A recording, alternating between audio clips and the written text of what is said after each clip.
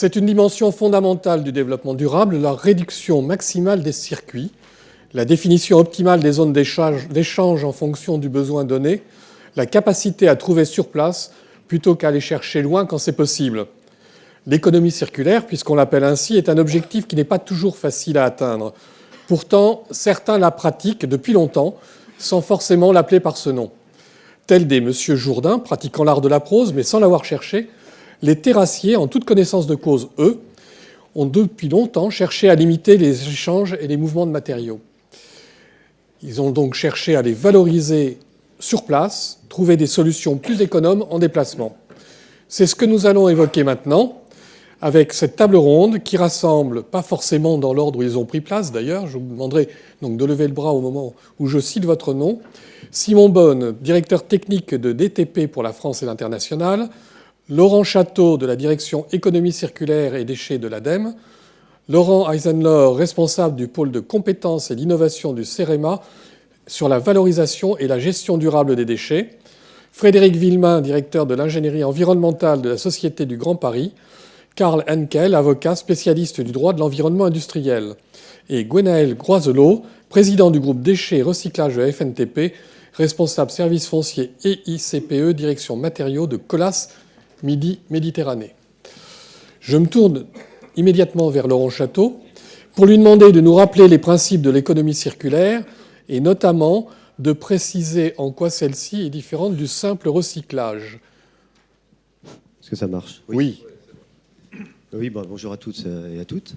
Alors effectivement, l'économie circulaire, c'est pour certains un nouveau mot qui peut être un peu trop souvent assimilé à le nouveau nom du recyclage. Évidemment, il y a une notion de boucle dans le recyclage, une notion de boucle dans l'économie circulaire.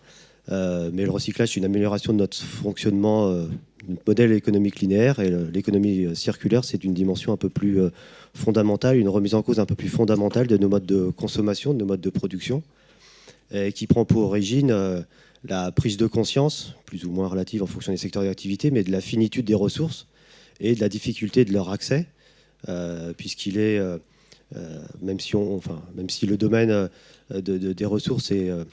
on voit le domaine crucial dans pas mal de produits de consommation courante, tels que nos téléphones portables ou autres. Dans plein de modes d'activité, il faut se questionner sur la question des ressources dans l'activité, les besoins, pour pouvoir rationaliser du point de vue du fonctionnement, du point de vue économique, mais également du point de vue sociétal, l'accès et la consommation de ressources pour les besoins de nos activités. Et c'est bien voilà, la notion du gaspillage et la multiplicité des différents gaspillages de notre modèle linéaire qui a fait prendre conscience de la nécessité de revoir un peu notre mode de fonctionnement et notre modèle économique actuel. Donc une définition que nous avons proposée, alors il y en a de multiples, hein, dans la loi de transition énergétique, une définition a été proposée par nos parlementaires, la Fondation Ellen MacArthur également, mais ce qu'il faut savoir, c'est que voilà, on est dans une dimension d'un système économique, d'échange et de production, et on est bien à l'ensemble du cycle de vie des produits, des biens et des services, donc on n'est pas uniquement dans le produit de consommation, mais également biens services, et ça inclut la partie ouvrages-travaux, qui vise à augmenter l'efficacité de l'utilisation des ressources et à diminuer l'impact environnemental global, tout en développant le bien-être des individus. Vous avez évoqué tout à l'heure la thématique du développement durable. C'est une manière de rendre concret la dimension développement durable. Restons dans le concret, justement. Comment se décline cette économie circulaire par rapport à une économie linéaire? Alors l'économie linéaire, c'est, pour schématiser, j'achète, j'utilise, je jette. Le recyclage, c'est quand on jette, on ne s'intéresse pas forcément à ce que ça devient, mais certains essaient d'améliorer le processus en extrayant un peu de ressources de ce qui a été jeté par tout le cycle précédent. L'économie circulaire, c'est une refonte d'ensemble et qui se base, comme on le voit sur ce graphique qui peut paraître un peu complexe, mais sur 3 domaines et 7 piliers.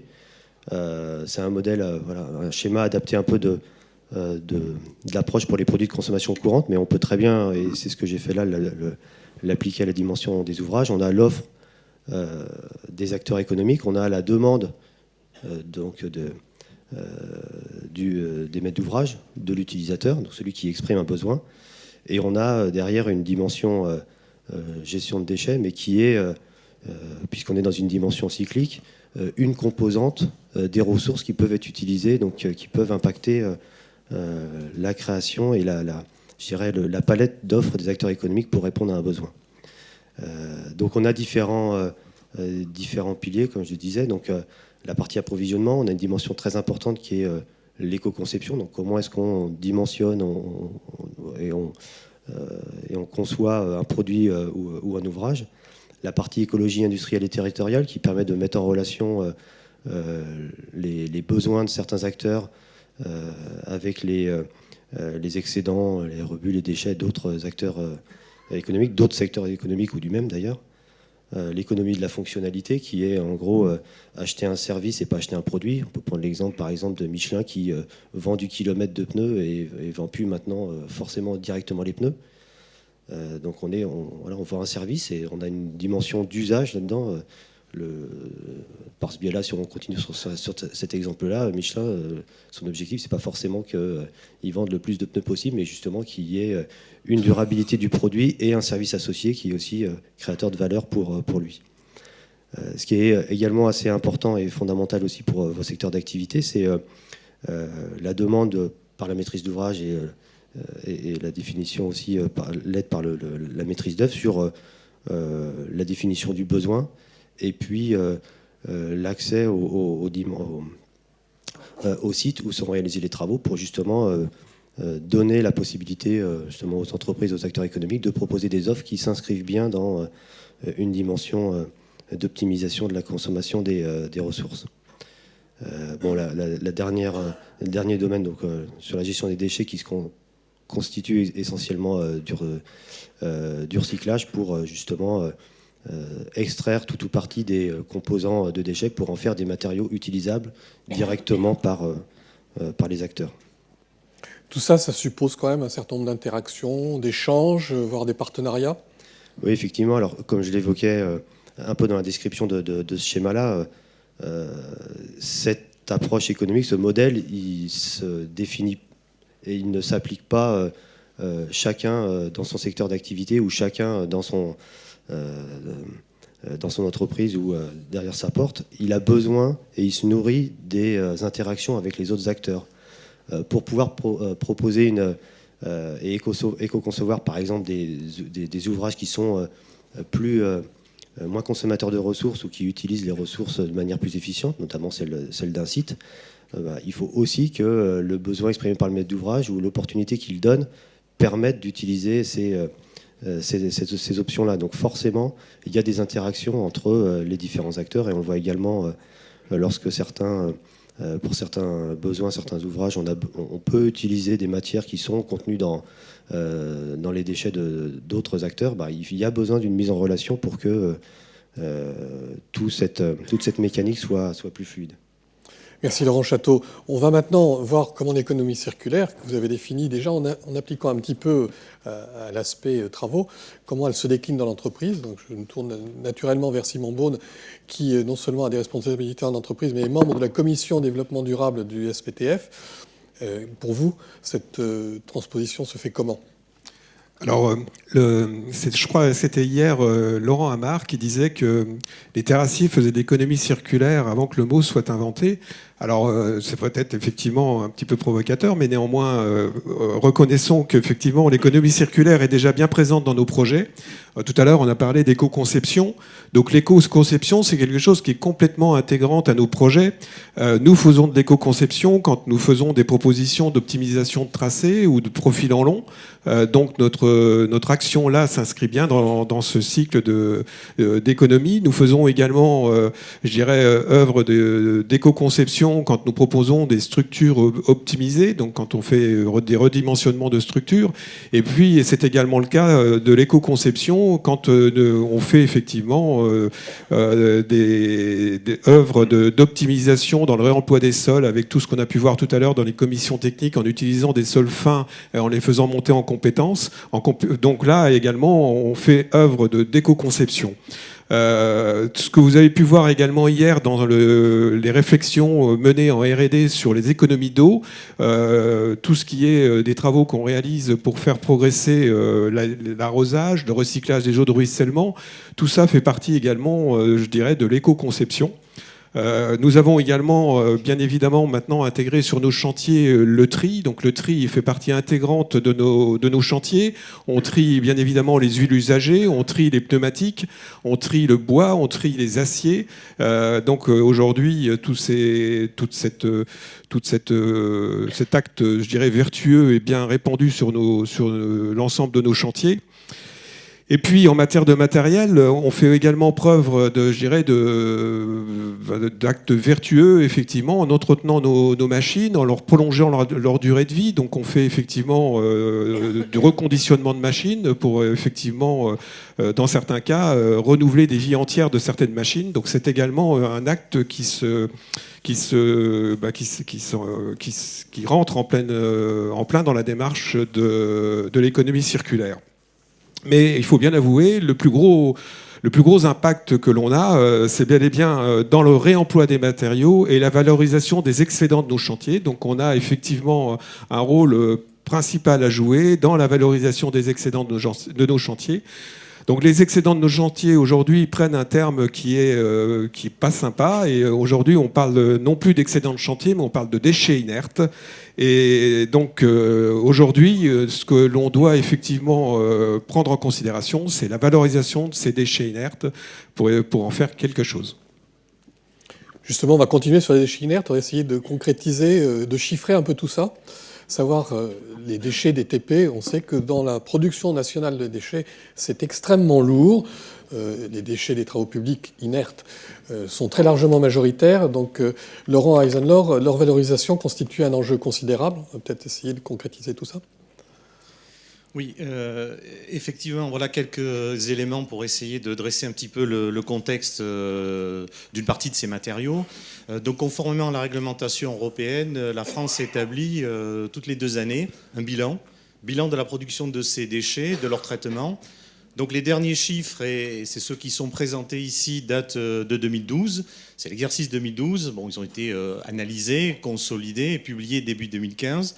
Donc il montre une production annuelle quand même assez conséquente, de l'ordre de 345 millions de tonnes, dont près de 70%, voire même plus de 70%, sont issus des activités de la construction, c'est-à-dire le BTP, et donc une partie des activités traitées lors de ces journées. Voilà.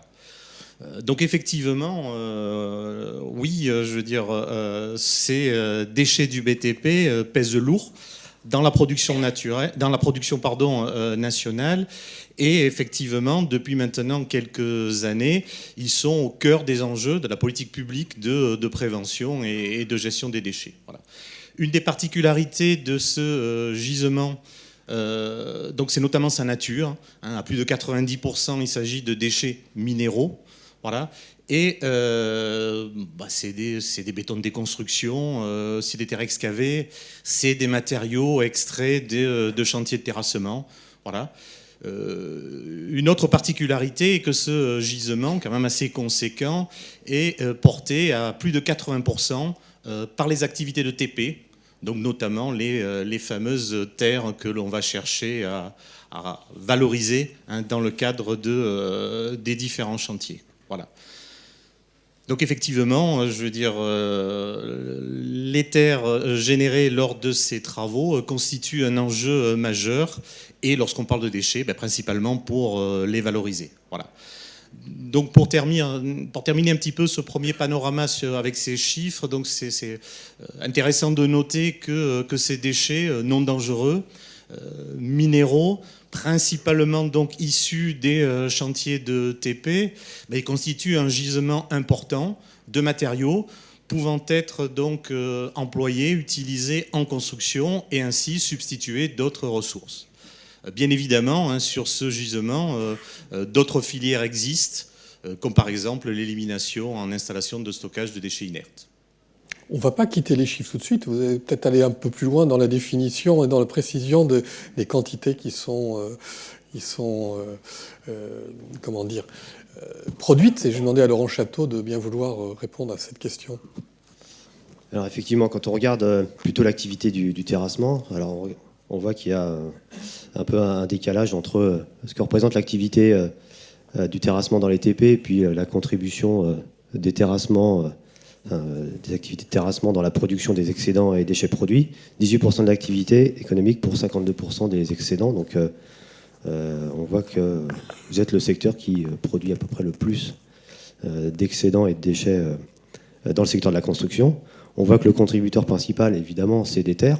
Il y a un certain nombre de matériaux rocheux également, mais les terres en représentent la majorité. Et si on s'intéresse un peu à la destination de ces excédents et déchets, alors j'employais à dessein l'intitulé excédent, puisqu'il y a un certain nombre de matériaux qui restent sur site. Alors je ne parle pas de l'équilibre des blés remblais qui est réalisé lors de la conception et l'exécution, mais il y a toujours un petit peu d'excédent qui peut trouver un usage, pas forcément complètement prévu au départ, mais qui peut être intéressant pour le projet, pour des merlons latéraux, etc.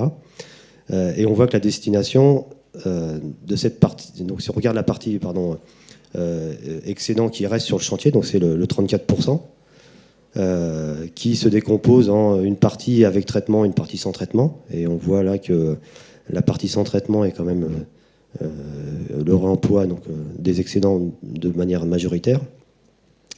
Ce qu'on voit également et qui est assez significatif, c'est que lorsque les excédents sortent du chantier et prennent en général le statut de déchet, leur principal exutoire, c'est du réaménagement de carrière, les 38%, et puis également l'installation de stockage. Donc en gros, ce qu'on voit, c'est que dès lors que les terres quittent le chantier, en gros, c'est une ressource perdue. Quand on part en réaménagement de carrière, ça part en installation de stockage de déchets inertes, en gros, on met ça dans un trou et la matière est perdue, alors même que on pourrait imaginer, et en tout cas, il y a des projets qui peuvent et qui cherchent à démontrer l'intérêt de l'utilisation de tout ou partie de ces déblais terreux pour en faire des matériaux utilisables à nouveau dans la construction notamment. Donc ça, c'est quand même important pour l'avenir d'essayer de faire en sorte de trouver des solutions pour que ces ressources ne soient plus perdues et soient encore utiles, notamment pour le secteur de la construction. 175 millions de tonnes, je reprends ce chiffre, Simon Bonne, c'est assez considérable. Est-ce que vraiment les entreprises de terrassement ont des réponses à apporter pour le traitement de tel volume ? Écoutez, je pense qu'on a effectivement commencé bien à démontrer depuis tous nos exposés, y compris bien évidemment ceux de ce matin qui sont effectivement très techniques, toutes les compétences que l'on peut réunir pour valoriser des matériaux. Donc aujourd'hui, les terrassiers détiennent effectivement des compétences en mécanique des sols. Et puis, je dirais, on verra encore plus cet après-midi à propos de la partie environnementale. Mais aujourd'hui, on a tous acquis des compétences en environnement. Donc, ils nous permettent aujourd'hui de mettre toutes ces compétences au service des projets. Donc on est en capacité de dimensionner, de revoir la géométrie des projets, de faire des propositions de valorisation de ces matériaux en utilisant toutes les techniques qu'on a pu décrire ce matin pour en faire de la valorisation. Donc nous menons, comme vous l'avez vu également, disons tout un arsenal de réflexion, de recherche et développement. Donc on a vu tout à l'heure le projet Terre d'Ouest qui a pu effectivement trouver des solutions de réemploi pour des argiles A4. Donc les argiles A4, c'était des matériaux qui n'étaient pas réemployables. Donc aujourd'hui, je dirais, il y a toute une activité de recherche et développement qui permettent de valoriser des matériaux qui ne l'étaient pas il y a encore quelques temps. Mais je dirais, il y a aussi quelque chose que peuvent revendiquer les terrassiers, c'est qu'au-delà des compétences techniques et environnementales, on est également au carrefour des marchés. On est effectivement en capacité de recevoir effectivement, ou en tous les cas, d'offrir des solutions, disons, et de gérer l'offre et la demande. On a effectivement toute capacité à effectivement être en position de faire correspondre des excédents d'un côté avec des déficits de l'autre. Donc on a effectivement tout un rôle à jouer qui nous permettrait d'optimiser des ressources d'un projet sur un autre, de matériaux extérieurs réintroduits sur d'autres affaires. Vous pouvez nous donner quelques exemples concrets ? On a vu pas mal de théories sur ces réemplois, ces équilibrages. Est-ce que vous avez quelques exemples ? sur des chantiers, sur des... Alors on va effectivement citer quelques exemples. On va en voir plus. Enfin, on va en voir effectivement. Déjà un gros. Il s'agit là en l'occurrence du contournement de Nîmes-Montpellier. Donc le CNM, qui est donc un projet en PPP pour une voie, disons un projet ferroviaire. Donc c'est un PPP réalisé pour SNCF Réseau par une société de projet qui s'appelle Ogvia. Dans cette société de projet, les travaux de terrassement sont réalisés par Valérian et DTP. Je dirais le projet, pour donner quelques chiffres, c'est un projet de 60 km de ligne nouvelle avec 20 km de raccordement. Et le mouvement des terres de cette opération est le suivant. On a besoin de 7,2 millions de mètres cubes de remblais. 6 millions de mètres cubes de déblais sont disponibles sur le site, mais 4,6 millions sont seulement réemployables. Donc on a effectivement un déficit de 2 600 000 mètres cubes de remblais courants. Donc c'est un chantier déficitaire.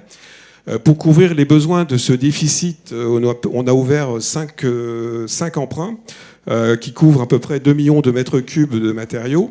Et on a recherché des solutions pour effectivement, recycler des matériaux. Alors on a recyclé des matériaux qui proviennent de projets extérieurs. On a recyclé un bassin d'orage, donc des matériaux excédentaires. On a recyclé également une découverte de carrière. Alors là, on est plutôt dans des choses assez classiques, je dirais. Tout le monde, effectivement, connaît des projets où on a des recours à ce type de recyclage. Mais là, fait un petit peu nouveau et, qui est à signaler, on a recyclé sur ce projet 380 000 mètres cubes de fouilles de bâtiments. Donc il s'agit d'opérations réalisées dans l'agglomération de Montpellier. C'est-à-dire que là, ce sont des fouilles donc d'une activité de bâtiment qui est venue effectivement, subvenir aux besoins de ce chantier. Alors ça s'est fait comment ? Ça s'est fait par une analyse d'abord environnementale des matériaux de déblais de ces fouilles, donc qui ont été donc inventoriés du côté environnemental et également du côté géotechnique. Et tout au long de l'approvisionnement des matériaux, ils ont fait l'objet d'un suivi à la fois environnemental et de mécanique des sols pour pouvoir en faire effectivement des remblais. Alors, comment ça s'est passé ? Ça s'est passé sous la forme suivante, c'est-à-dire que c'est la période de concertation qui a permis effectivement d'identifier des matériaux excédentaires, tout ça grâce au service de la préfecture, qui a fait état effectivement d'une difficulté, liée à des excédents. Et donc, c'est après que s'est mis en place tout le processus d'identification et de suivi. Donc, grosso modo, l'opération, c'est la suivante, c'est qu'en gros... 380 000 mètres cubes de matériaux, plus les matériaux des autres projets, ça fait à peu près 1 million de tonnes de matériaux excédentaires qui auraient produit tout autant de déchets inertes qu'il aurait fallu mettre en décharge. Donc ces matériaux ont été recyclés sur le projet et c'est donc autant de matériaux qui ont été réemployés qui ont donc permis d'éviter de sortir 1 million de tonnes de plus de matériaux d'emprunt sur effectivement des zones de matériaux qui pourront toujours servir à autre chose. Donc il s'agit là d'un recyclage qui n'était pas habituel puisque ça provient de fouilles de bâtiments. Merci. Je vous invite maintenant à regarder en image un autre exemple vertueux de mouvement de terre. C'est un rendez-vous que nous prenons dans le département du Lot et sur le site du contournement de la très jolie petite ville de Figeac. C'est au niveau départemental que la réflexion avait été menée sur la valorisation des excédents de terre. Elle a considéré la problématique de façon mutualisée et impliqué des projets de plusieurs mètres d'ouvrage. La présentation nous en est faite par Laurent Albagnac, chef du service routier de Souillac, au Conseil général du Lot.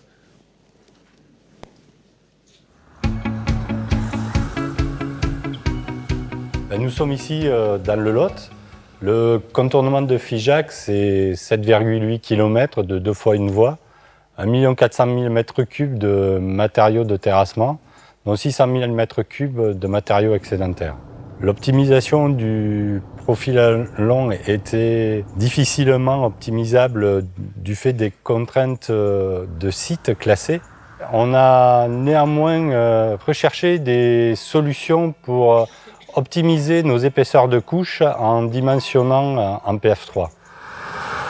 Dans la mise au point de notre projet, nos services se sont efforcés à valoriser sur le site par la réalisation de merlons paysagers ou de merlon acoustique une partie de nos excédents.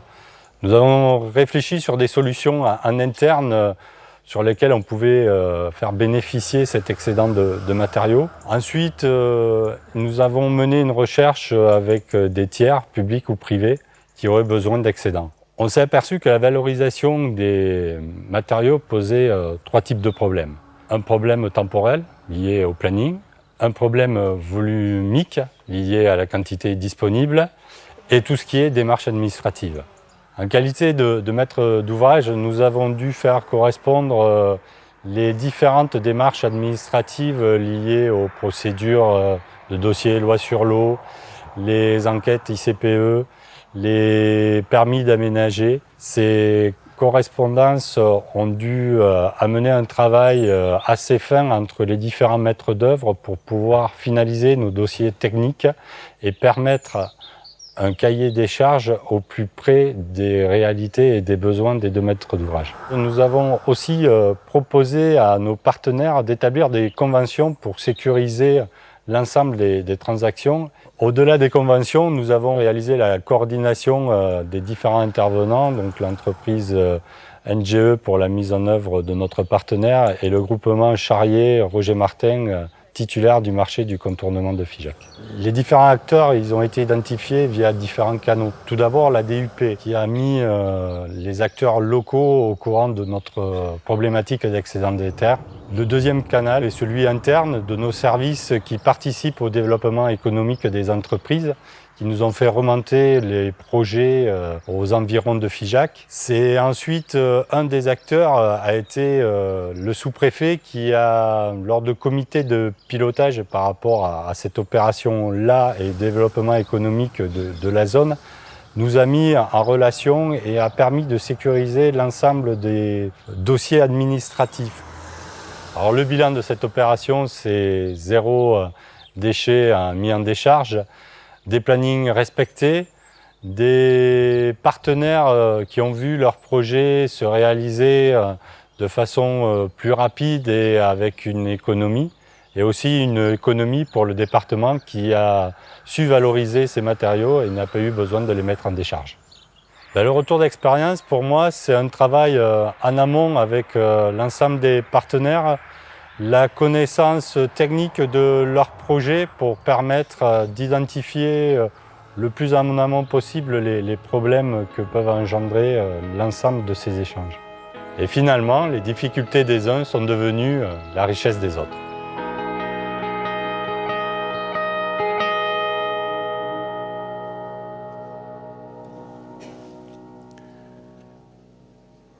On quitte Quercy, je crois qu'il pleut aujourd'hui, pour revenir sur Paris avec un projet ô combien emblématique, ô combien concerné par les excédents. Il s'agit bien sûr du Grand Paris, plus particulièrement du Grand Paris Express. Pour nous en parler aujourd'hui, Frédéric Villemain, directeur de l'ingénierie environnementale de la Société du Grand Paris. Avant de parler de gestion de déchets, peut-être Frédéric Villemain, vous pouvez nous présenter un petit peu le Grand Paris et la Société du Grand Paris et sa vocation. Bonjour à tous. Donc la Société du Grand Paris est un établissement public qui a été créé il y a quelques années, en 2010, à ne pas confondre avec la métropole du Grand Paris, dont vous entendez également parler. Et la mission de la SGP, de la Société du Grand Paris, c'est de concevoir et de réaliser 200 km de nouvelles lignes de métro, de 4 nouvelles lignes de métro, avec 68 gares, voilà, dont la plupart seront en interconnexion. Alors, les travaux, ils ont commencé en 2015 avec des travaux préparatoires pour la première ligne, qui est la ligne 15 Sud, de Pont-de-Sèvres à tout près d'ici, Noisy-Champs. Vous avez peut-être d'ailleurs vu un grand panneau en venant ici annonçant les travaux de génie civil à venir. Les premiers travaux de génie civil concernant la gare de Clamart commencent dans quelques semaines. Et puis, ma foi, fin 2017, début 2018, ça sera le début des travaux d'excavation avec les tunneliers. Voilà où nous en sommes. On va entrer maintenant directement dans le sujet qui nous préoccupe après cette présentation. Et comment considérez-vous les principes de l'économie circulaire appliqués au projet Grand Paris Express ? Alors, c'est déjà, on va dire, une réalité aujourd'hui, puisque même si nos infrastructures de métro sont essentiellement souterraines, on a néanmoins besoin, sur certains secteurs en surface, là notamment où il y aura des puits d'accès au tunnel, ou pour les ouvrages comme les puits d'attaque de tunneliers, de faire un petit peu le ménage en surface, et donc d'avoir des opérations de déconstruction. Puisque, comme vous le savez bien, on ne parle plus aujourd'hui de démolition, mais de déconstruction. Alors, pour la première ligne, la ligne 15 Sud, qui est d'une trentaine de kilomètres, 33 kilomètres, ça représente des volumes relativement modestes, 60 000 tonnes, mais pour lesquels, dans les marchés correspondants, on a fixé des objectifs de valorisation, notamment pour tout ce qui est béton non pollué, enrobé non pollué, avec un dispositif d'incitation de bonus-malus. Voilà, donc à une échelle, encore une fois, relativement modeste de 60 000 tonnes, en tout cas qui est sans commune mesure avec la problématique des déblais du Grand Paris Express. On reste quand même sur cette idée, sur ces terres. Quels sont les enjeux? Est-ce que vous pouvez préciser un petit peu comment tout cela va être abordé? Le premier enjeu des déblais du Grand Paris Express, c'est évidemment un enjeu quantitatif, puisque notre estimation elle est aujourd'hui de 43 millions de tonnes. Alors on parlait tout à l'heure d'optimisation de tracés, d'optimisation de profils en long. Alors évidemment, quand on est en souterrain, on cherche à optimiser nos tracés, mais ça ne nous fait pas gagner beaucoup en matière de réduction de production de déblais. Sauf quand on peut remonter le niveau de certaines gares, mais malheureusement, au fil des sondages géotechniques, c'est plutôt l'inverse qui se produit. Donc, premier défi, un défi quantitatif, ce qui fait que la Société du Grand Paris s'est dès l'origine penchée vraiment de très près sur le sujet.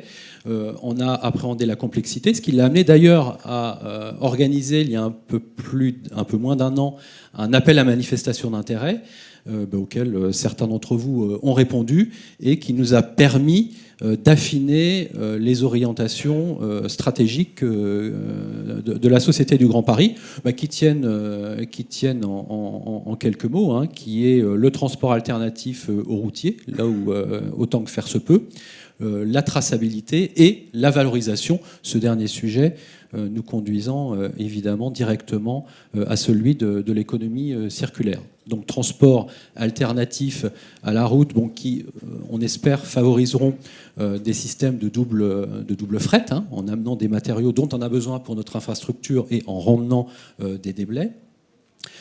Traçabilité, et là, vu la multiplicité des chantiers, la diversité des circuits, on a besoin évidemment d'une traçabilité exemplaire qui consiste à collecter, synthétiser et traiter l'ensemble des données relatives aux déblais de chaque chantier de production jusqu'à chaque site terminal, chaque exutoire. Et c'est vraiment un enjeu essentiel, puisque c'est aussi cette traçabilité qui va donner la confiance aux différents acteurs de la filière et va faciliter, et c'est un élément nécessaire à la valorisation des déblais, la valorisation constituant le troisième axe stratégique de la Société du Grand Paris. C'est tout simplement limiter le stockage, l'enfouissement en décharge, en installation de stockage de déchets qui soient inertes ou non dangereux ou dangereux, puisque je sais que vous travaillez essentiellement sur des déblais, des déchets inertes, ce que M. Bonne disait tout à l'heure, mais vous le savez sans doute aussi, la géologie du bassin parisien est telle, et ça n'a rien à voir avec les activités industrielles passées, que une partie significative de nos 43 millions de tonnes de déblais ne seront pas réglementairement classés comme des déchets inertes. Et c'est bien là un vrai sujet de difficulté. Un beau chantier en perspective, en effet, beaucoup de réflexion et beaucoup de bonnes solutions et d'imagination, j'imagine, à faire travailler les petites cellules grises. Nous venons de voir donc des exemples pertinents d'économie circulaire. Des enjeux majeurs de recyclage nous attendent aussi bien à l'échelle de grands projets comme celui du Grand Paris Express ou au niveau national avec ce chiffre que je rappelle de 175 millions de tonnes par an. Maintenant, nous allons évoquer avec vous, messieurs, si vous le voulez bien, les freins et les leviers qui peuvent influencer le développement de l'économie circulaire en matière de gestion des excédents. Je me tourne vers Laurent Eisenlohr pour lui demander les difficultés rencontrées dans le développement de la valorisation des excédents de chantier. Oui, alors à juste titre, en début de séquence, M. Beaune a précisé que les terrassiers n'ont pas attendu aujourd'hui l'économie circulaire pour recycler. N'empêche, force est de constater qu'aujourd'hui, il existe encore pas mal de freins pour développer, ce principe de l'économie circulaire. Alors sans chercher à hiérarchiser ces freins, une entrave aujourd'hui à l'utilisation de matériaux recyclés, il est purement psychologique, culturel, c'est-à-dire qu'on donne à ces matériaux recyclés une mauvaise image. On parle parfois de matériaux d'occasion. Voilà. Cette mauvaise image, elle résulte uniquement d'une méconnaissance totale de la qualité de ces matériaux recyclés, puisqu'on pourrait prendre différents exemples, mais sur des aspects mécaniques, bien évidemment, les référentiels utilisés pour mettre des matériaux en usage, qu'ils soient sortis d'une carrière ou sortis d'un chantier de terrassement, c'est les mêmes. Donc voilà, je veux dire, si on garantit ces performances, il n'y a pas de raison. Voilà. Mais ce frein culturel existe, bien évidemment, quoi. Un autre point important, c'est un blocage technico-économique, principalement lié à des coûts. On en a pas mal parlé ce matin, et je pense également hier, vous en avez parlé, des techniques de traitement préalables existent et se développent régulièrement pour faciliter la valorisation de certains de ces matériaux extraits des chantiers. Ils ont un coût, notamment qui était présenté ce matin, des traitements à la chaux, au ciment, à des liants hydrauliques. Voilà. Autre point important à prendre en compte, c'est le coût du transport, bien évidemment, au niveau de ces matériaux. Voilà. Et puisque la mise à disposition de cette ressource, elle va être tributaire du projet, et les zones d'utilisation ne sont pas forcément évidentes ou connectées au projet. Je renvoie vers l'exemple du contournement de Figeac et des excédents. Enfin, je dirais quand même intéressant de voir tout le travail du maître d'ouvrage pour essayer d'utiliser cette ressource. Autre point important au niveau des matériaux recyclés, et ceci a un coût, c'est la logistique de gestion.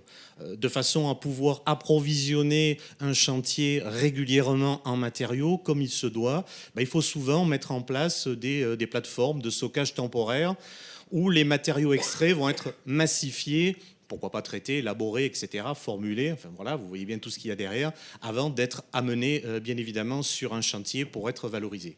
Toutes ces étapes, bien évidemment, ont un coût et peuvent entraîner donc une pénalisation du développement du principe de l'économie circulaire.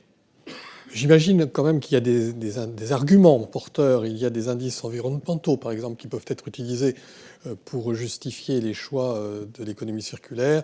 Laurent Château, vous pouvez évoquer peut-être avec nous, je pense au bilan carbone qu'on évoque souvent, qui n'est peut-être pas judicieux en l'occurrence, mais qui peut aussi apporter sa pierre. Effectivement, la dimension carbone, elle est forcément cruciale, essentielle, extrêmement importante à considérer dans le monde actuel, avec notamment notre objectif de contenir le réchauffement climatique à 2 degrés pour que les effets soient tenables et en partie irréversibles. Donc forcément, dès lors qu'on a cette thématique en tête et que beaucoup d'emplois de matériaux sont soumis à une action de traitement avec des liants qui ont eux-mêmes un contenu en carbone important, voilà, on peut se questionner à juste titre sur l'utilisation, le recours à ces traitements en regard de l'impact environnemental et de l'utilisation des ressources. Et il est quand même important de signaler que la dimension ressources est aussi une dimension importante, et donc il convient de considérer le problème un peu dans son ensemble et pas uniquement à l'échelle forcément du traitement, mais également du chantier et de ses conséquences, et donc d'avoir une approche multicritère. Donc est-ce qu'on doit abandonner le recours au traitement du fait de cette contrainte CO2 ? En toute rigueur, je pense qu'il ne faut pas raisonner aussi abruptement, mais tenir compte, comme je disais, des différentes conséquences. Si on ne traite pas, on a un certain nombre de matériaux qui devront être donc sortis du chantier. Donc si on les sort du chantier, il y a un certain nombre de transports qui eux-mêmes auront un certain nombre d'impacts environnementaux. Il faudra des matériaux d'apport qui eux aussi vont générer un certain nombre d'impacts environnementaux. Donc toute cette dimension transport doit être considérée. On va également être en nécessité de créer soit des carrières d'emprunt ou alors de recourir à des matériaux de carrière, donc qui ont eux aussi des impacts. Les dépôts ne sont pas non plus sans impact, même s'ils sont un peu sous-considérés dans les bases de données actuellement utilisées.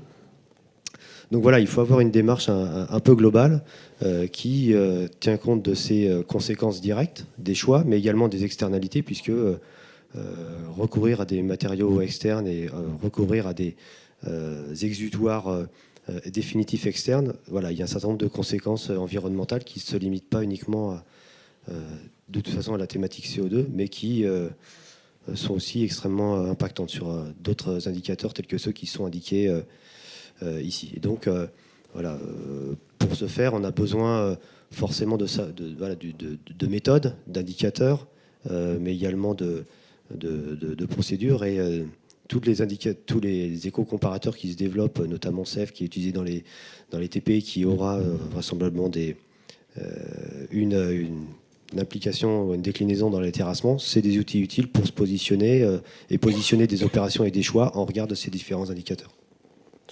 Autres freins, et pas des moindres, les freins réglementaires, les freins juridiques, pas forcément faciles à gérer. Dans ce domaine, Karl Henkel, je rappelle que vous êtes avocat spécialisé des questions environnementales. On pourrait presque dire qu'il y a des problèmes à tous les étages. Je cite définition des concepts, interprétation des données, compréhension des objectifs sociétaux. Il s'agit pourtant de construire un cadre pour faciliter la valorisation des déchets de façon sécurisante et intelligente. Oui, je crois qu'on a eu là, depuis le début de cette thématique un panorama tout à fait précis et complet sur les enjeux que soulève la mise en œuvre de l'économie circulaire dans le domaine des terrassements. Mais ce panorama ne saurait être totalement complet sans évoquer les enjeux juridiques ou réglementaires.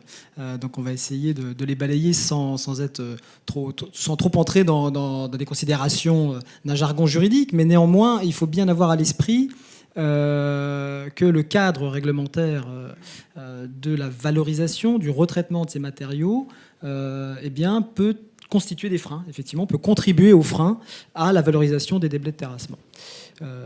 L'enjeu pour les uns et les autres dans la profession des terrassiers, me semble-t-il, c'est de sécuriser les interventions des acteurs de la filière du BTP, donc à commencer par le maître d'ouvrage jusqu'à l'entreprise de travaux. Dans le cadre d'un modèle économique, juridique et social qui implique que l'on fasse de nos déchets des ressources, puisqu'on a dit que l'économie circulaire, c'était quand même d'une certaine manière le pendant moderne du développement durable, et qu'au-delà de la sémantique, au-delà du caractère conceptuel de la chose, puisqu'on est encore dans une définition évolutive, on est quand même dans une tendance lourde qui résulte d'une évolution non pas conjoncturelle mais structurelle de la société. Les modèles de consommation, les modèles de développement, on y reviendra, à l'échelon national, mais également à l'échelon européen, s'orientent tous vers cette économie circulaire. Alors dans ce contexte-là, la question centrale, me semble-t-il, est de déterminer quelles sont les règles applicables en cas de valorisation et recyclage des déblais de chantier. Qu'on les appelle déblais de chantier, terre excavée, c'est peu ou prou la même chose.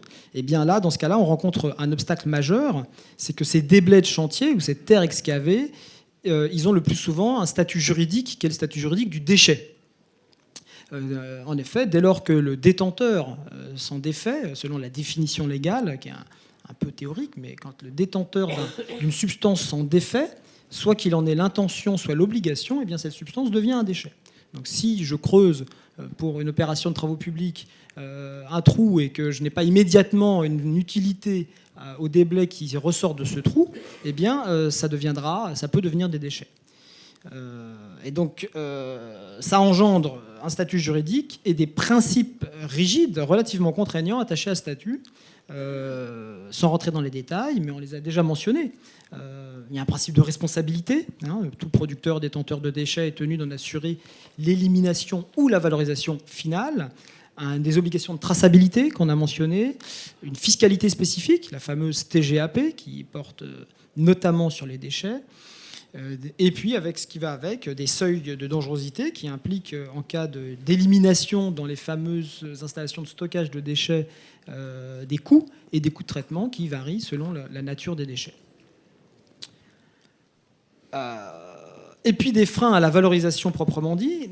Si on veut globaliser un petit peu ce panorama, on peut dire que dans la logique de l'économie circulaire, ça vous le savez maintenant, les déchets, ce sont des ressources valorisables.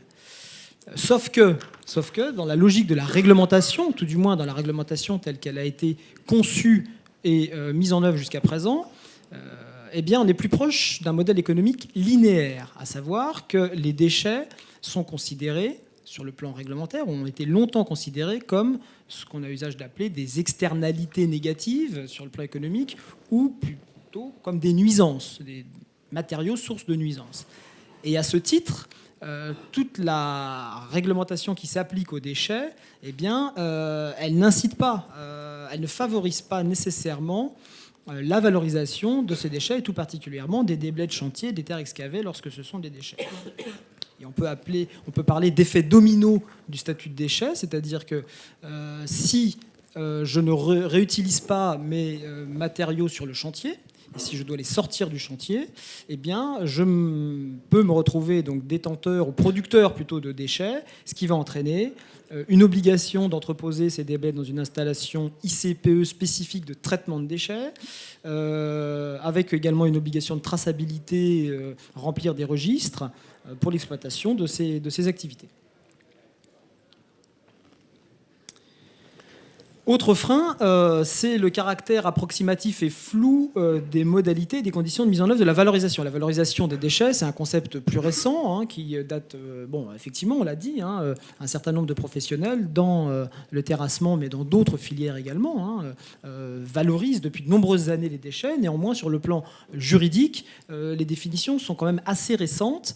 Et si on regarde l'encadrement des modalités de stockage des déchets, si on les compare à l'encadrement des modalités de stockage des déchets, on voit qu'elles sont beaucoup plus floues. La valorisation finale, la valorisation complète, ce sont des concepts pas forcément bien définis. Les conditions du réemploi aussi, quand on parle de réemploi, c'est ce qu'on appelle un réemploi in situ, donc sur le site essentiellement. Donc dans ce cas-là, on n'entre pas dans le statut de déchet, mais alors si on sort du site, parce qu'on l'a vu à travers certains exemples, il y a des excédents qui ne sont pas consommés ou consommables sur le site, eh bien le statut va s'appliquer. Le statut de sous-produit aussi est un concept qui n'est pas complètement bien défini et qui fait l'objet d'appréciations fluctuantes. Tout ça conduit à des réflexions sur l'évolution de ce cadre réglementaire, sauf que l'administration étant souvent un peu pressée par le temps, au niveau national et peut-être même au niveau européen, mais en tout cas au niveau national, elle va avoir tendance à gérer aujourd'hui, jusqu'à présent, les matériaux excédentaires au cas par cas, c'est-à-dire trouver des réponses, des solutions particulières qui peuvent être tout à fait convaincantes. On l'a vu à travers, je pense, la vidéo tout à fait intéressante qui a été diffusée tout à l'heure. L'administration doit être un véritable acteur de la valorisation des déchets, mais on est resté souvent sur des solutions localisées et ponctuelles, au lieu et place d'une réforme plus globale qui permettrait de faire évoluer ce cadre qui est globalement contraignant, attaché aux conditions de traitement des déchets.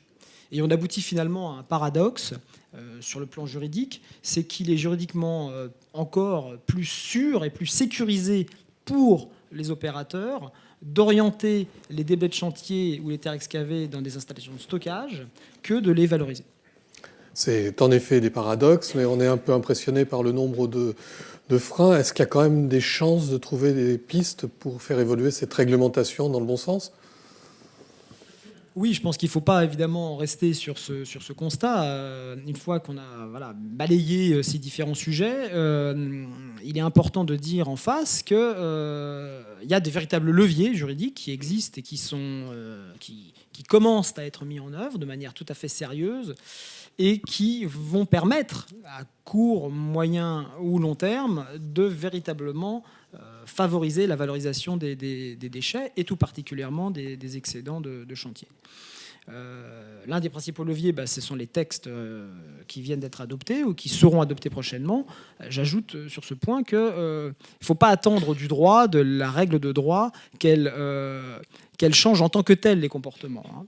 Je le disais tout à l'heure, le droit applicable, il est l'héritage du modèle linéaire de société qui a été longtemps mis en œuvre. Et c'est parce que les professionnels que vous êtes vous engagez dans des solutions innovantes que le législateur, l'autorité réglementaire, va se sentir la capacité de faire évoluer son cadre juridique et réglementaire. C'est dans ce sens-là que ça se passe. Et donc, au niveau européen, tout d'abord, puisque le droit de l'environnement est quand même beaucoup d'influence européenne, eh bien, on constate que la Commission européenne, à travers des directives européennes, met vraiment le paquet, c'est le cas de le dire, puisqu'elle a diffusé un paquet de directives sur l'économie circulaire. Donc le vocable, il est d'abord utilisé à l'échelon européen, avec tout un tas de projets de textes qui vont venir réformer des textes en vigueur pour vraiment faire de l'Europe un territoire autonome en consommation de ressources. Et puis au niveau national, on peut citer l'exemple, prenons-en un, de la loi relative à la transition énergétique pour la croissance verte, qui a été votée l'été dernier, 17 août 2015, qui a été longuement débattue devant le Parlement et l'Assemblée nationale. Et cette loi, précisément, elle prévoit des objectifs de recyclage. Donc c'est une loi de but, plutôt qu'une loi technique, ce sont des objectifs, mais elle introduit par exemple la notion de commande publique durable, qui reste pour l'instant effectivement encore un concept, et elle introduit également, de manière plus concrète, un principe de non-discrimination des produits issus de la valorisation ou du réemploi, ce qui me semble être un outil intéressant dans le cadre de la rédaction des clauses et des marchés publics, ou des cahiers des charges des marchés publics ou privés. Et puis sur les chantiers routiers, le législateur, à travers cette loi du 17 août 2015, s'est intéressé tout particulièrement au cas des chantiers routiers, conscient que effectivement 175 millions de tonnes, ce sont des volumes tout à fait énormes, et que si on arrive à les réduire, on deviendra, la France, un bon élève de la classe européenne. On pourra revendiquer, démontrer avoir atteint des taux de valorisation et de recyclage élevés, qui sont les objectifs fixés aux États membres de l'Union. Désormais, la loi exige que tout appel d'offres de l'État ou des collectivités territoriales, donc on va parler des personnes publiques, passées pour la construction ou l'entretien de chantiers routiers, intègre une priorité à l'utilisation des matériaux issus du réemploi ou du recyclage des déchets. Donc là, on est vraiment sur un changement de braquet, puisque la loi impose aux personnes publiques, à la commande publique, de rentrer vraiment de plein pied dans l'ère du recyclage pour les chantiers routiers. À compter de 2017, on a même chiffré un minimum de 50% de matériaux issus de tout ce qui est réemploi, réutilisation, recyclage des déchets dans les chantiers de construction routiers. Et puis d'ici 2020, un objectif de 70% de réemploi, recyclage, toujours valorisation, des déchets de chantier de construction routier dont les collectivités publiques seront maîtres d'ouvrage. Donc on voit bien à travers ces quelques illustrations que les personnes publiques ont un rôle d'exemplarité à jouer qui devrait engendrer un mouvement vertueux et conduire à une augmentation de la valorisation des excédents. Et puis, on peut citer d'autres leviers, sans entrer dans les détails qui sont peut-être développés après, mais on disait tout à l'heure que la valorisation finale est un concept juridique mal défini. Eh bien, qu'est-ce qui peut contribuer à aider le législateur à préciser ce qu'est une valorisation finale, finale au sens de l'impact notamment environnemental? Eh bien, ça peut être des guides techniques. Qui vont apporter des solutions de valorisation, notamment lorsque les matériaux dépassent les seuils attachés aux déchets inertes. Et là, ça fait miroir à l'intervention de la Société du Grand Paris, puisqu'on a entendu qu'une bonne partie des 43 millions de tonnes de déblais ne pouvaient pas être traités comme des déchets inertes. Donc on en déduit tout de suite, quand on connaît un peu les coûts de traitement, que ça a un impact économique extrêmement majeur. Et bien précisément, l'intérêt des guides techniques, c'est de permettre de décloisonner ce seuil déchets inertes et de trouver des solutions sécurisées, mais néanmoins moins radicales. Sauf qu'un guide technique, c'est du droit souple, et donc derrière, il faudra peut-être leur conférer une valeur juridique un peu plus contraignante. Et puis, pour finir, comme autre levier, c'est bien évidemment d'anticiper le plus en amont possible la gestion des déblais de chantier, c'est en quelque sorte l'éco-conception du chantier routier, avec dans les cahiers des charges, dans la conception de l'ouvrage, la prise en considération de ces objectifs. Regardez ce que font les pays voisins, hein, il y a des expérimentations tout à fait intéressantes aux Pays-Bas, en Flandre, d'ailleurs dont la France ne se prive pas de regarder, avec, au bout du compte, selon nous, comme principal levier, d'acculturer l'ensemble de la filière de la chaîne du BTP pour poursuivre l'innovation, la recherche et développement qui permettront de faire bouger les lignes réglementaires, comme je le disais tout à l'heure.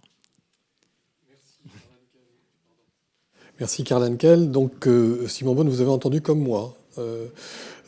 La réglementation, la législation peut évoluer à condition que finalement les professionnels apportent un certain nombre de solutions. L'entreprise est-elle prête à ça? Qu'est-ce qu'elle peut faire, notamment dans le domaine technique? On en a déjà évoqué pas mal. Peut-être rebalayer un petit peu toutes les actions qui sont menées. Parce que finalement, si la réglementation, si le juridique n'évolue pas, ça sera de votre faute. Hein. Oui, on a bien compris qu'effectivement, il fallait que ça bouge au niveau de l'innovation et des opportunités qui nous en sont données, c'est-à-dire effectivement de faire bouger la technique pour que effectivement les textes se mettent en ligne. Donc nous l'avons vu ce matin, il y a donc encore des progrès à réaliser dans la recherche et le développement pour effectivement encore, apporter des solutions au réemploi et la valorisation des matériaux.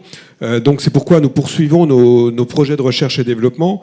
Vous avez vu ce matin le projet Terre d'Ouest dont on a tout à l'heure parlé. Mais donc au-delà de Terre d'Ouest, les projets de recherche et développement se poursuivent.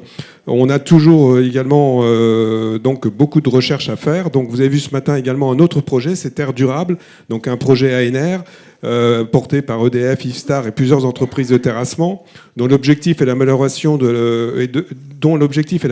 la conception des ouvrages en terre et en sol fin. On a également d'autres projets, un projet de thèse sur la gélividité porté par le SPTF et l'Ifstar, qui vise à qualifier la gélividité des sols traités à la chaux grâce à des essais mécaniques. Nous avons aussi des essais accélérés pour l'étude et la qualification des sols traités. C'est un projet SPTF, CEREMA, Simbéton et l'Ouest. Et puis nous sommes également portés à trouver des solutions également pour l'export. Donc nous travaillons avec l'Ifstar et Jean-Pierre Magnan qui en a parlé tout à l'heure. Nous travaillons sur la valorisation des latérites pour effectivement promouvoir la conception des structures, disons dans les pays africains, notamment avec monter la latérite dans les structures de chaussée. Tout ça en vue de revoir, une nouvelle mouture du catalogue des structures tropicales, donc le fameux catalogue CEBTP en Afrique. Donc la recherche et le développement, elle est faite effectivement d'une façon collective. Donc un certain nombre de projets ont été évoqués ici. Elle est faite également dans les entreprises aussi, qui restent effectivement aussi en pointe dans l'innovation et la recherche. Donc bien évidemment, les textes doivent bouger. Mais on a également besoin de maîtres d'ouvrage courageux, c'est-à-dire qu'il faut effectivement que pour faire avancer la technique, on puisse avoir effectivement la possibilité de faire des variantes ou éventuellement d'avoir des marchés qui permettent la mise en œuvre de l'innovation, de l'expérimentation.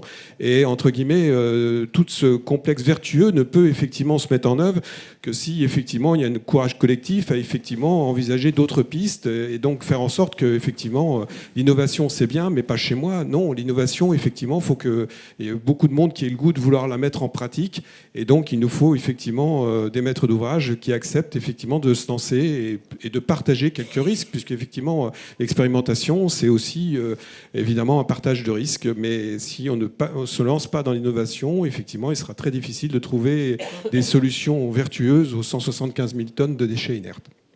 Autre allusion de Maître Henkel, les guides, Laurent Eisenlohr, vous avez au CEREMA un certain nombre d'outils qui existent, qui sont à la disposition des professionnels.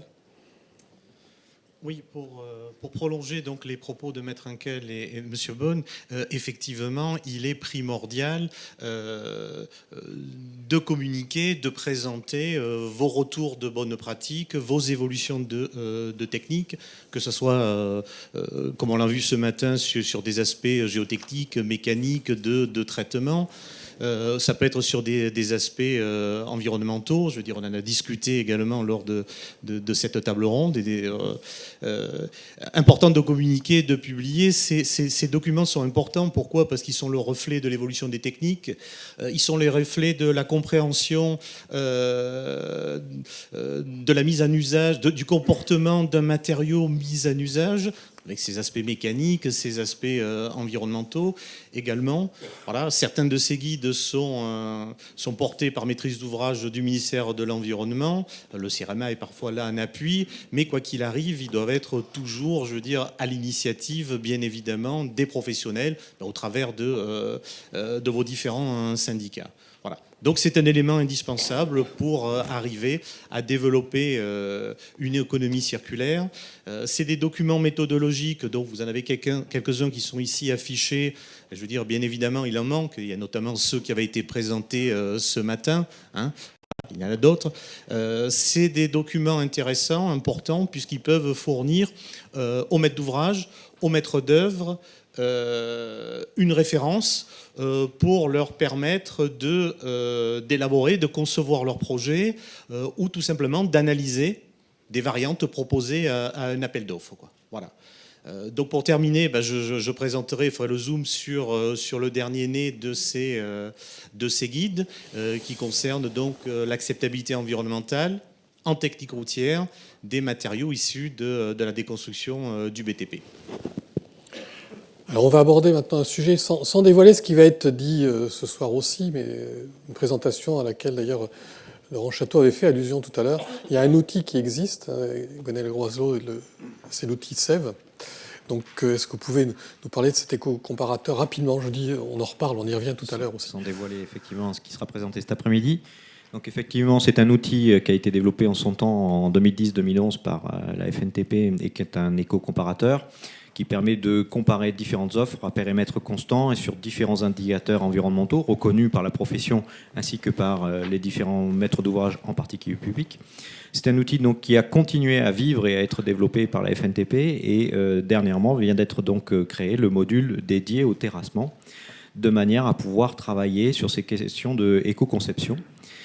Et donc c'est un outil qui, maintenant avec cette expérience, permet en particulier de bien travailler sur l'économie circulaire et qui avait déjà anticipé ce travail-là. Comme on le disait, c'est un travail qui n'est pas nouveau, c'est un travail qui a déjà été mûrement réfléchi et qui permet donc de travailler sur différents indicateurs d'éco-conception et qui permet aussi de se focaliser sur la préservation ou l'optimisation des ressources naturelles de manière à employer le maximum de matériaux sur le domaine de chantier. Donc des indicateurs ont été développés sur les déblais qui ont été réemployés sur le chantier, sur les quantités de matériaux recyclés qui peuvent être réutilisés sur ce lieu de chantier, ainsi que sur, je dirais, les tonnes kilomètres de matériaux qui pourraient venir ou pas de l'extérieur. Voilà.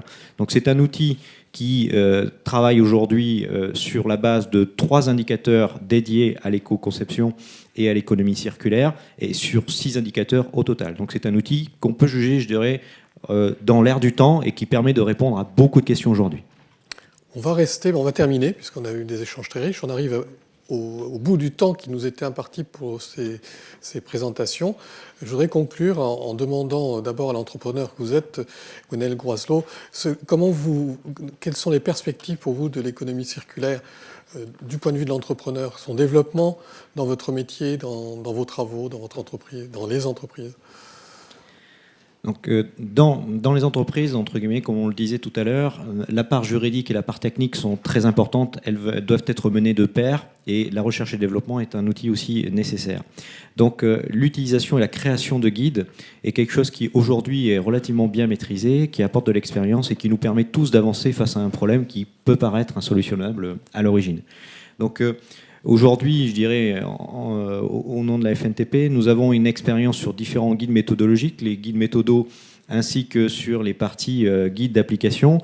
Et nous avons l'intention de travailler sur cette réflexion à la création d'un guide dédié aux terres escavées, au-delà du périmètre que l'on peut connaître aujourd'hui, puisqu'aujourd'hui le guide qui existe BRGM est un guide terres escavées issu des sites et sols pollués.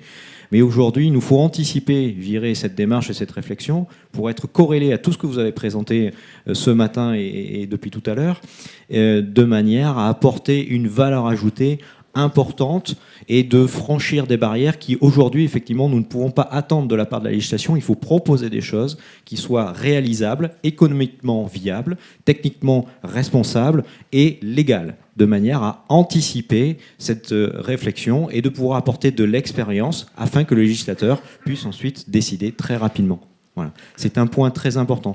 Et d'autre part, les échanges, comme on l'a dit sur le local, cette matière, cette quantité qui peuvent être, je dirais, importantes à un moment donné, comme on l'a vu sur l'exemple de Figeac, il est important que l'information circule sur ces quantités et sur ces natures de matériaux-là, en termes de qualité environnementale, mais aussi en termes de quantité, de manière à ce que les bourses d'échange puissent enfin se développer et soient efficaces sur des chantiers tels qu'on a pu les voir tout à l'heure, tels que CNM, où là, effectivement, la grosse difficulté, où la perte de temps est importante, c'est de savoir qui a besoin de quoi.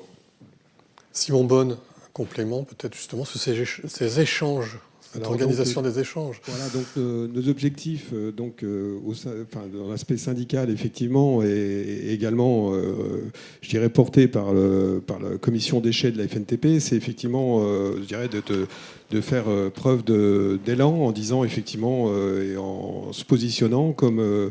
je dirais, l'ambition d'écrire ce guide des terres, du réemploi des terres inertes qui puisse effectivement à la fois faire l'inventaire de la partie juridique et donc je dirais de la législation qui doit encadrer les échanges, d'incorporer également tout ce qui est mécanique des sols qui est également effectivement une composante importante, puisqu'effectivement au-delà des aspects environnementaux, il faut aussi qu'il y ait des règles qui touchent effectivement les mécaniques des sols. Le traitement de sol, notamment, dont on a beaucoup parlé, ça nécessite effectivement bien évidemment des règles et des usages dont on a largement parlé dans les présentations techniques. Donc il faut pallier et relier effectivement à la fois l'environnement et la mécanique des sols.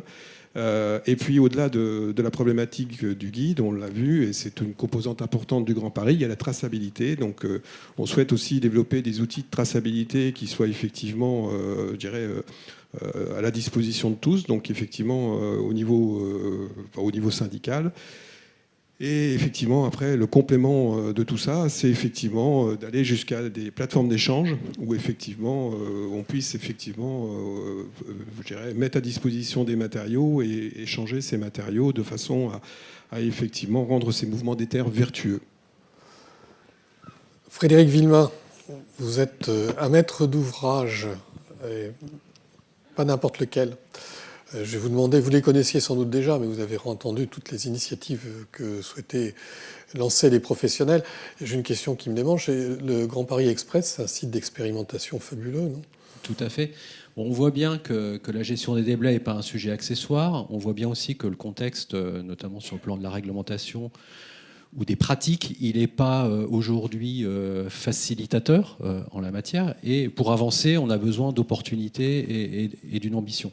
Alors, les opportunités, de mon point de vue, chaque chantier du Grand Paris Express va constituer une opportunité compte tenu de l'ampleur et de la durée pour avancer sur ces sujets-là et pour permettre d'expérimenter et de faire de l'innovation. Et c'est vrai que le terme que vous employez de laboratoire est tout à fait approprié.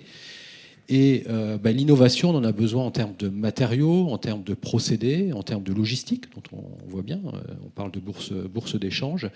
Et ma foi, il me semble que les entreprises et que l'innovation, ça va venir de vous, des entreprises, et en particulier des entreprises de terrassement.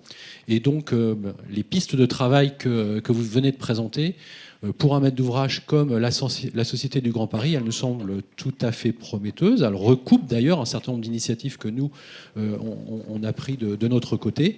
Et maintenant, on a envie de se dire, avançons ensemble, en y associant toutes les parties prenantes, et en particulier les pouvoirs publics, au premier rang duquel l'ADEME, le ministère de l'écologie et les collectivités territoriales. En tout cas, la Société du Grand Paris va continuer à prendre sa part dans cette démarche. Merci Frédéric Villemain, merci messieurs. Je vais maintenant proposer à la salle de poser des questions. J'aurais besoin de quelqu'un pour éventuellement passer le micro, s'il vous plaît. Vous avez, ça y est, mademoiselle est là, donc il y a certainement plein de questions. Ici, s'il vous plaît, au centre.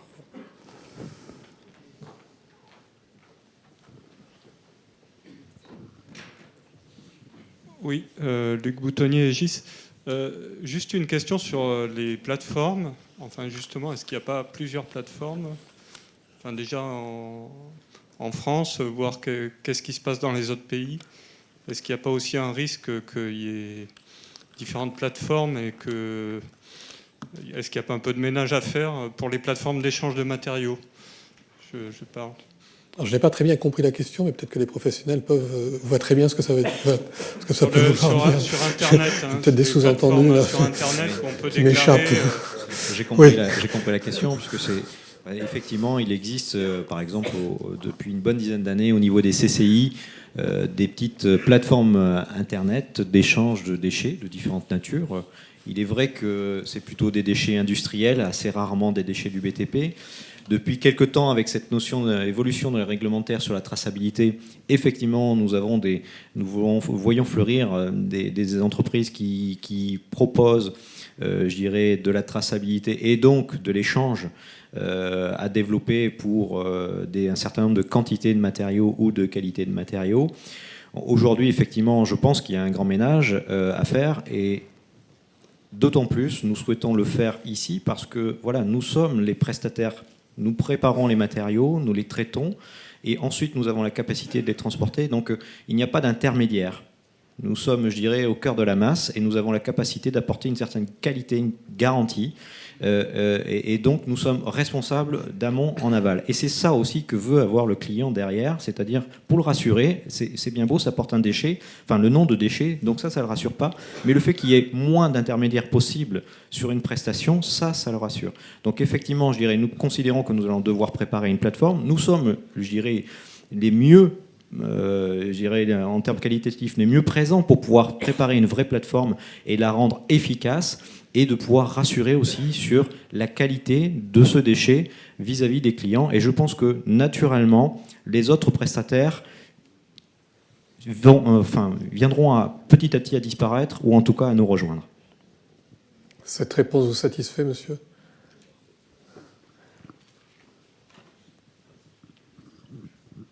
Oui, ça répond à la première question. Et sur l'aspect européen ou ce qui se fait dans les autres pays, vous avez un peu fait du benchmarking.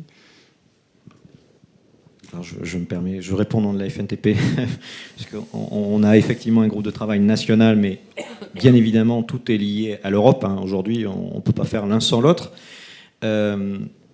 Nous faisons effectivement beaucoup de benchmarking. Comme on le disait tout à l'heure, nous travaillons beaucoup sur des guides, différents guides, les mâchères, les laitiers, le déchet du BTP, qui nous a occupés sur pas mal de temps. Donc au travers de ce travail-là, nous avons vu, et nos interlocuteurs sont allés voir à l'étranger ce qui se passait, en Angleterre, en Hollande, en Allemagne, même parfois en dehors de l'Europe, en Suisse, pas très loin, mais en Suisse, il y a de très bons exemples aussi, ils sont assez précurseurs sur ce domaine-là.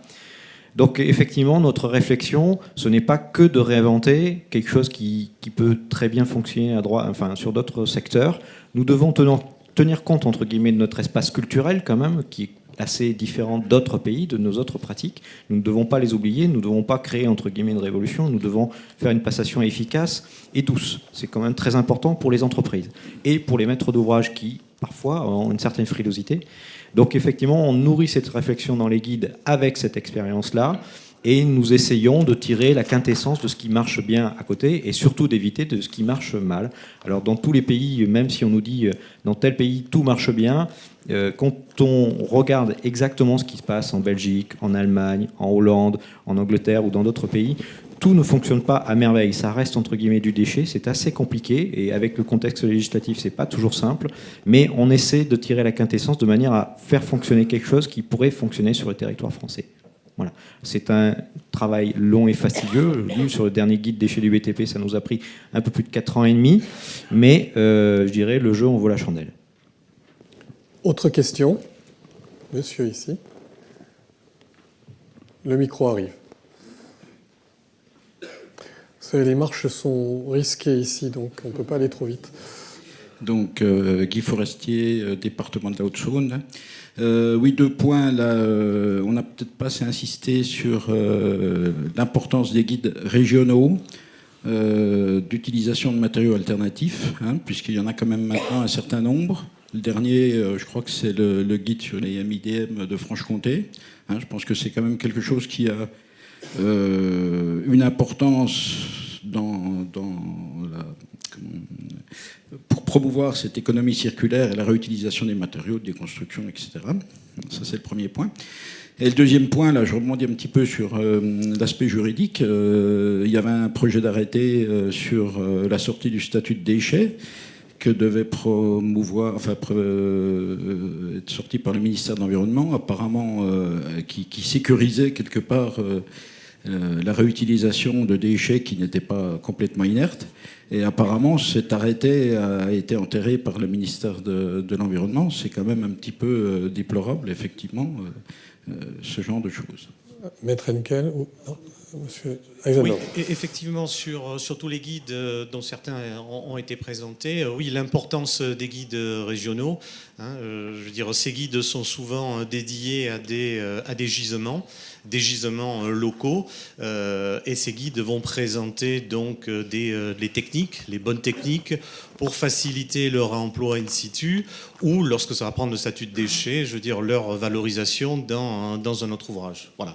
Et puis dans certains cas, je veux dire, le gisement est d'ampleur plus nationale, et c'est notamment des guides, comme ça a été précisé, sur les mâches fer, d'incinération de déchets non dangereux, laitiers sidérurgiques, etc., où là, ces guides présentent souvent, je veux dire, le volet environnemental, qui était quand même un sacré frein à leur valorisation, et surtout qui le présentent avec une vision un peu particulière, c'est-à-dire que, comme l'a présenté Maître Henkel, il n'y a pas... le droit... sur ce domaine de la valorisation et peut-être au début.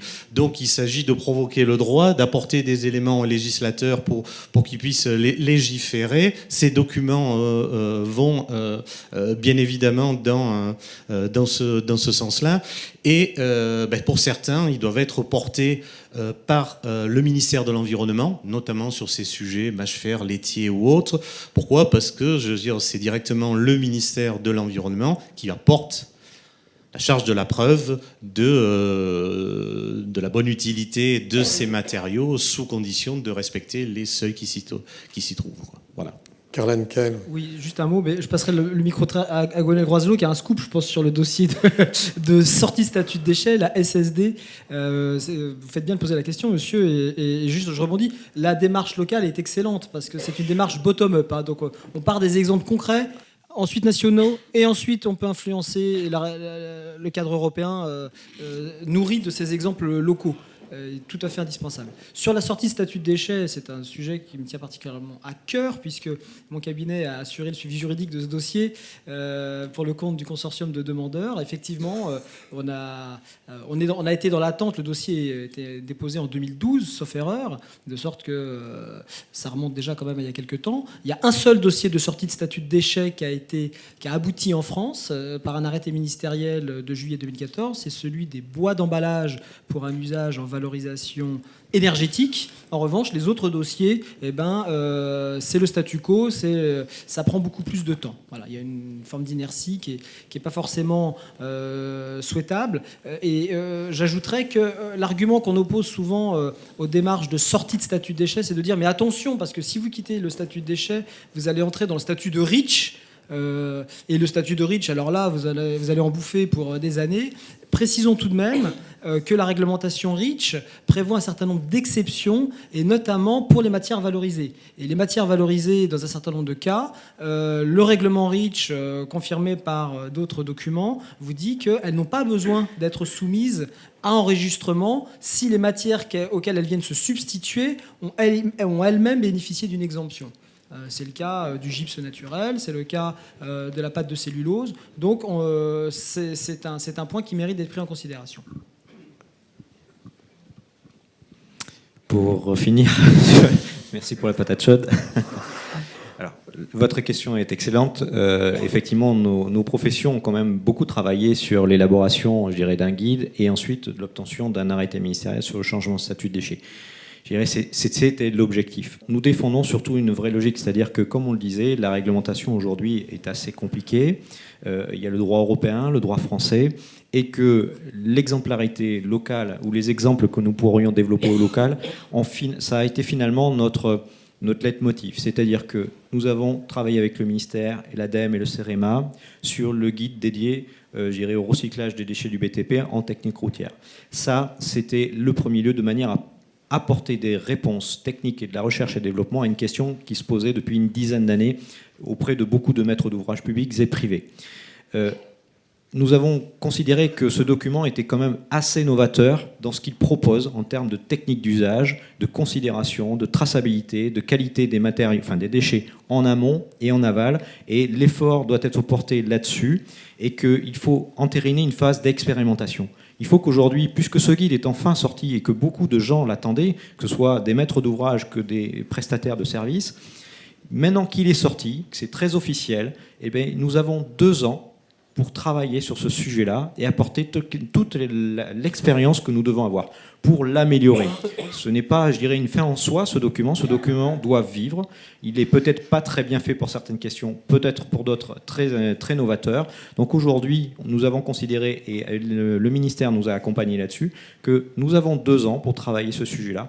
Et à partir du moment où l'expérimentation sera favorable, que nous n'aurons pas commis d'erreurs graves qui auraient pu nuire, entre guillemets, à vos travaux, en particulier à chacun de vos chantiers, alors cette question de l'arrêté ministériel pourra ressortir. Donc d'ici 2 ans, je pense que cette question du changement de statut de déchets sur les déchets du BTP reviendra.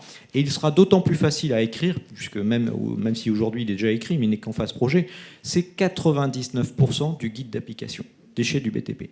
Donc si les gens savent appliquer ce guide d'application, et il viendra très naturellement au ministère d'écrire un arrêté de changement de statut de déchets et de vous l'appliquer très naturellement. Donc aujourd'hui, les bases sont jetées. C'est le guide dédié aux déchets du BTP en consommation en technique routière. Et que si nous avons un retour positif de la part de tous, maîtres d'ouvrage comme clients et prestataires de services, alors ce temps de la sortie du changement de statut de déchets viendra peut-être plus rapidement qu'on imagine. C'est-à-dire, moi je vous dis 2 ans, mais si finalement le guide fonctionne très bien, on pourrait aller beaucoup plus vite que ça. Il faut aussi, je dirais, comprendre le ministère qui a besoin d'être rassuré et de rassurer les gens qui devront utiliser des déchets dans le cadre de construction. Nous avons encore le temps pour 1 ou 2 questions. S'il n'y a pas de candidat, nous allons donc nous arrêter là en vous remerciant à nouveau, messieurs.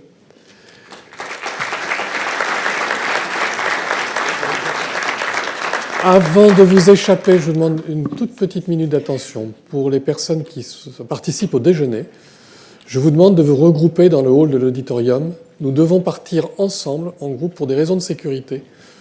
Nous devrons suivre quelqu'un qui nous mènera jusqu'à l'endroit où nous déjeunons. Donc merci d'attendre dans le hall. Le rendez-vous cet après-midi, tout à fait, absolument. Ne l'oubliez pas, soyez là précisément à 14h.